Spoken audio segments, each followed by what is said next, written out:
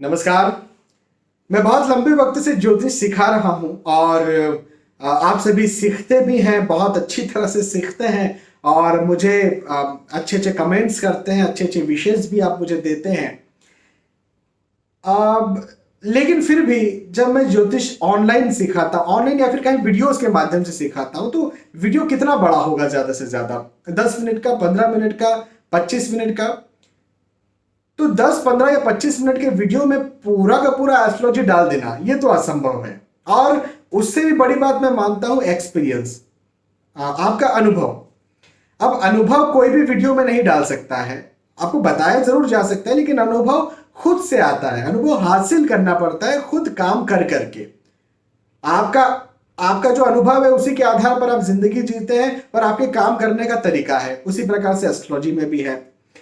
लेकिन फिर भी जो मेरे वीडियोस से ज्योतिष सीखते हैं, यूट्यूब वीडियोस, इंस्टाग्राम या फेसबुक वीडियोस से जो भी ज्योतिष सीखते हैं, कई बार उन्हें कंफ्यूजन्स हो जाते हैं और डायलेमा में भी आ जाते हैं और फिर वो सवाल करते हैं। भाई कंफ्यूजन तो महान अर्जुन को भी हुआ था, तो हम सब तो इंसान हैं, तो दुविधा में आ जाते हैं। ऐसे ही अभी एक वाक्य हुआ, आज सुबह की बात है।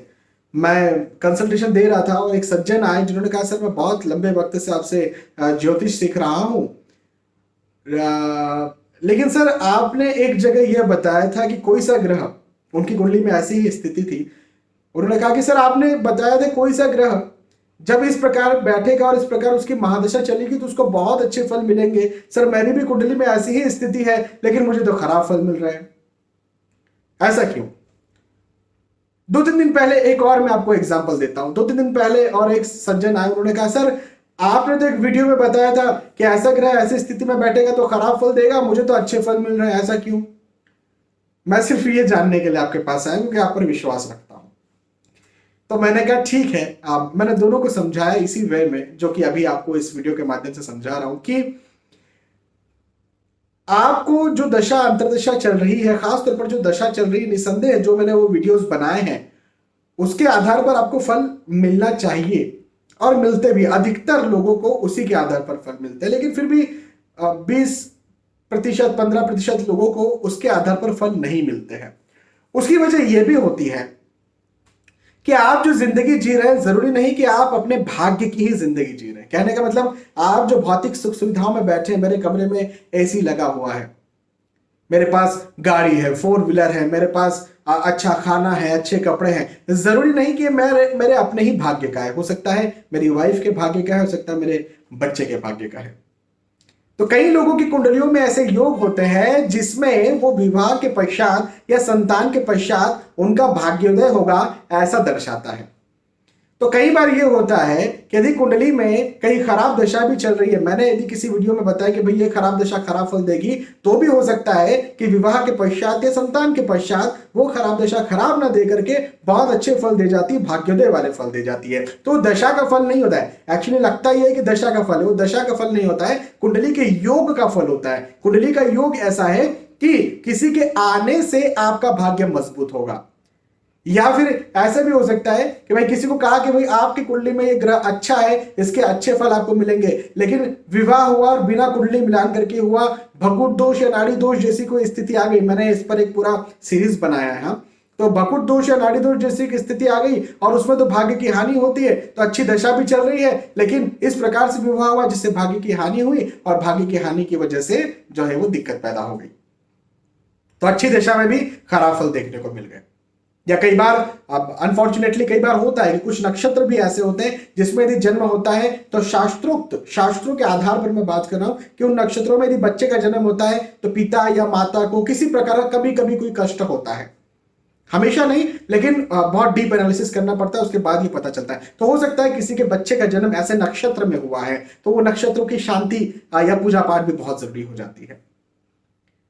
तो यहां पर बात यह है कि ज्योतिष जो है केवल एक बात पर आधारित नहीं, मैंने आपको बस एक बात कह दी, एक लाइन कह दी और उसी बात पर आधारित हो गई, तो ऐसा नहीं है। और मुझे लगता है ज्योतिष क्या, कोई भी क्षेत्र इस बात पर आधारित, आप मेडिकल साइंस ले लीजिए, आप टीचिंग ले लीजिए, आप पढ़ाई ले लीजिए, केमिस्ट्री के कोई सूत्र ले लीजिए, कभी कभी वो भी जो है किसी जगह पर जाकर के फेल हो जाते हैं।